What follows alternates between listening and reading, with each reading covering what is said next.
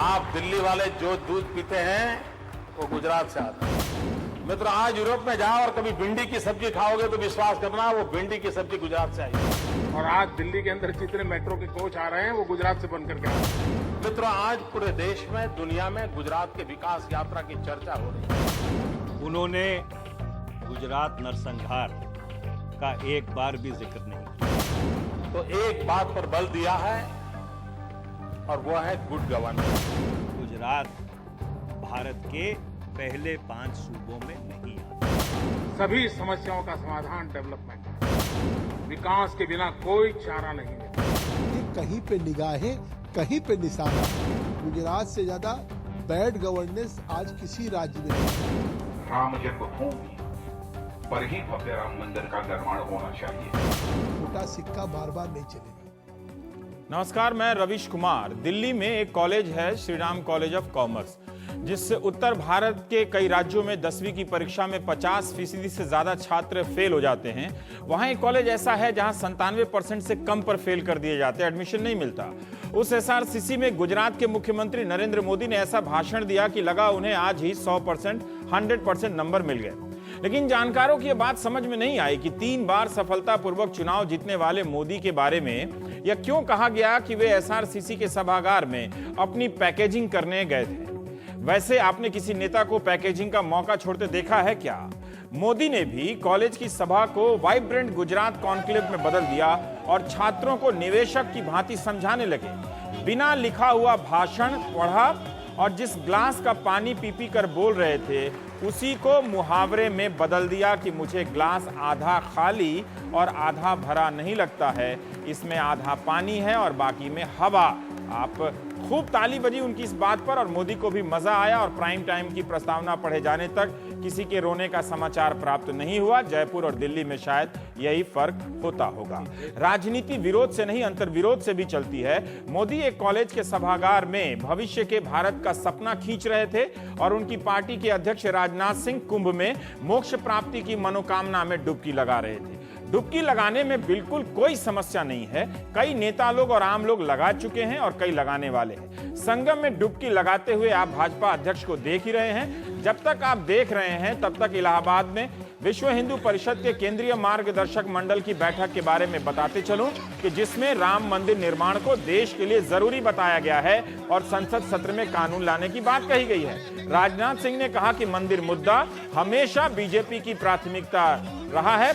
यह चुनावी मुद्दा नहीं है, राष्ट्रीय मुद्दा है। अब इस अंतर को आप ही समझ लें। राष्ट्रीय मुद्दा है तो हर बार चुनाव के वक्त ही क्यों बात हो जाती है इस पर। बीएचपी के अशोक सिंघल ने कहा है कि नरेंद्र मोदी की लोकप्रियता जवाहरलाल नेहरू जैसी है। बीएचपी बीजेपी से अलग है और उसके अध्यक्ष राजनाथ सिंह नहीं है, इसलिए सिंघल साहब अभी तक मोदी और पीएम के बारे में बोल रहे हैं। एसआरसीसी के सभागार में मोदी ने स्वराज की बात कही। स्वराज का मतलब बताया गुड गवर्नेंस। वैसे स्वराज का मतलब गुड गवर्नेंस ही होना चाहिए। अगर इसका मतलब गांधी वाले स्वराज से नहीं है तो मोदी ने इसमें एक और बात जोड़ी और कहा कि उनके स्वराज का मतलब प्रो पीपुल गुड गवर्नेंस है। क्या ऐसा भी गुड गवर्नेंस रहा है जहां प्रो पीपुल नहीं था? मगर उनकी इस बात से कोई इनकार नहीं कर सकता है कि हमारा शासन तंत्र हमेशा आग लगने पर बुझाने वाली गाड़ी की तरह भागता है, अवसरों का पहले से सृजन नहीं करता है। मोदी ने कहा कि यूरोप, चीन बुढ़ा गए हैं, भारत जवान है। उन्होंने कहा कि 6 लाख से अधिक पानी रोकने के ढांचे बनाने से गुजरात अकेला राज्य बन गया है जहां भूजल स्तर बढ़ रहा है, बाकी का गिर रहा है। हमने इसका मिलान केंद्रीय भूजल बोर्ड की साइट पर उपलब्ध आंकड़ों से किया। गुजरात अकेला राज्य है जिसने अपनी नीतियों के दम पर भूजल के स्तर को बेहतर किया है। बाकी राज्यों में भूजल स्तर कई गुना गुजरात से बेहतर हैं, मगर वो कुदरती कारणों से हैं। इसलिए मोदी की ये बात सही है। मोदी यूं ही दावा नहीं करते हैं। कहा कि दिल्ली सिंगापुर वाले जो दूध पीते हैं वो गुजरात का है, यूरोप वाले जो भिंडी खा रहे हैं वो गुजरात का है, अफगानिस्तान में जो टमाटर है वो गुजरात का। आप तक यहाँ की जो आप सबने गुजरात का नमक खाया ही है। कम से कम मोदी में अपने काम को लेकर इतना भरोसा तो है कि वे खुलकर बताते हैं। बाकी मुख्यमंत्रियों की बातों से पता ही नहीं चलता कि हम उनके यहाँ का कुछ खा भी रहे हैं या कुछ पहन भी रहे हैं या नहीं। जैसे महाराष्ट्र और यूपी कह सकते थे कि हम नमक तो नहीं मगर देश को चीनी खिला रहे हैं। पंजाब मध्य प्रदेश वाले गेहूं, केरल वाले नारियल की बात कर सकते थे, अब वे चूक गए तो इसमें मोदी की क्या गलती। ब्रांडिंग का एक सिद्धांत है, बार बार करनी पड़ती है, लेकिन इसका मतलब यह नहीं कि खराब माल की भी ब्रांडिंग हो जाएगी। मोदी ने कहा है कि वक्त आ गया है कि देश की भी ब्रांडिंग की जाए। मेड इन इंडिया का ढोल पीट दें अब, जैसे कि अभी तक इसका ढोल पीटा ही नहीं गया हो। मोदी ने एक बार भी राम मंदिर का जिक्र नहीं किया, वे विकास पर ही बने रहे, बोलते रहे। अब सवाल यह है कि मोदी ने अपनी ब्रांडिंग की या अपनी पार्टी की भी की, जो इन दिनों सहयोगियों के दबाव में मोदी से बचने लगती है और समान धर्मी दलों के दबाव में मंदिर मंदिर करने लगती है। जैसे मोदी के नाम पर सहयोगी चले जाएंगे और मंदिर के नाम पर आ जाएंगे। मोदी अपनी बात में साफ साफ तो लगते हैं, मगर उन्हीं की पार्टी के बाकी लोग हाफ हाफ लगते हुए क्यों हाफ रहे हैं। प्राइम टाइम में हम बात करेंगे। हमारे साथ हरीश रावत जी हैं, केंद्रीय जल संसाधन मंत्री, सिद्धार्थ नाथ सिंह, भारतीय जनता पार्टी के युवा नेता और इलाहाबाद के ही आप रहने वाले हैं। अखिलेश शर्मा भी हमारे साथ हैं। अमरेश मिश्रा जी हैं, आप लेखक हैं, ब्लॉगर हैं, अंग्रेजी में काफी, और इतिहासकार भी हैं। प्रकाश शर्मा हैं हमारे साथ, प्रवक्ता हैं विश्व हिंदू परिषद के। वरिष्ठता के आधार पर पहला सवाल तो आपसे ही मैं जानना चाहता हूं हरीश रावत जी, कि ये उम्मीद तो मैं नहीं करता कि राहुल गांधी के वक्त जितना आप लोग भावुक थे, मोदी के वक्त भी वैसा ही होंगे, और ये भी मैं अंदाज़ा लगा सकता हूं कि आप सिरे से एक बार में खारिज कर सकते हैं। लेकिन मैं ये जानना चाहता हूं कि कुछ तो बात रही होगी कि 1800 जो छात्र थे, नौजवान थे, उनकी बात पर वैसे ही ताली बजा रहे थे जैसे आप लोग राहुल जी की बात पर आंसू बहा रहे थे। देखिए, जब कभी हम लोग भी इस तरीके के सभागारों में जाते हैं तो नौजवानों से इनकरेजमेंट मिलता है, और मोदी जी में एक खासियत है कि वो अपनी बात को बड़ी लच्छेदार भाषा में रखते हैं, मगर मुझे लग रहा है कि मोदी एक अपने को पोजीशन करने की कोशिश कर रहे हैं। अपनी पुरानी छवि, जो एक अनुदार व्यक्ति की छवि है, एक डिविजिव नेचर के नेता की छवि है, मतलब लोगों को बांटने वाले नेता की छवि है, वो उससे बाहर निकलने का प्रयास कर रहे हैं।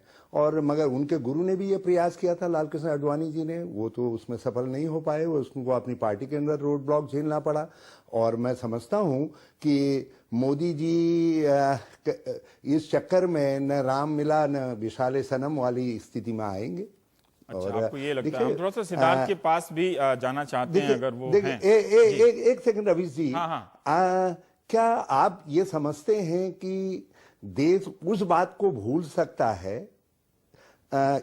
जो इतिहास में उनके साथ जुड़ गया है? नहीं। गुजरात पर के ठीक है, देखिए, अगर वो हम फिर इतिहास में जाएंगे तो फिर वो 84 पता नहीं क्या क्या हम करने लगेंगे। अब वो बात पुरानी हो गई, इसलिए वो अपनी, और ठीक है, आप उस बात को रख सकते हैं, मैं उसको नहीं रख रहा हूं, ठीक है। पर हरीश जी, आज जिस तरह से वो बात तो उन्होंने डेवलपमेंट की ही की, हालांकि मैं अभी मेट्रो वाले सवाल पे नहीं आना चाहता हूं, पर ठीक है, आपने एक बात कही कि वो एक छवि बनाने की कोशिश कर रहे हैं, अभी भी उन्हें जरूरत है छवि बनाने की, तो ठीक है, वो एक निरंतरता रहती है राजनीति में, कभी काम तो खत्म होता नहीं है।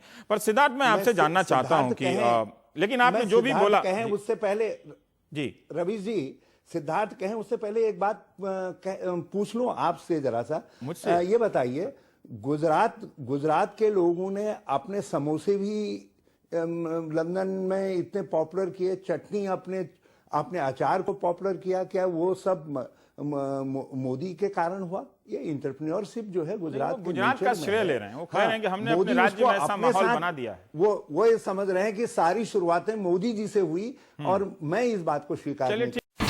India's #1 news app just got even better. Download NDTV's new app. Fully optimized for retina display. Full screen view. Faster response time. And Sudoku. NDTV's new iPad app.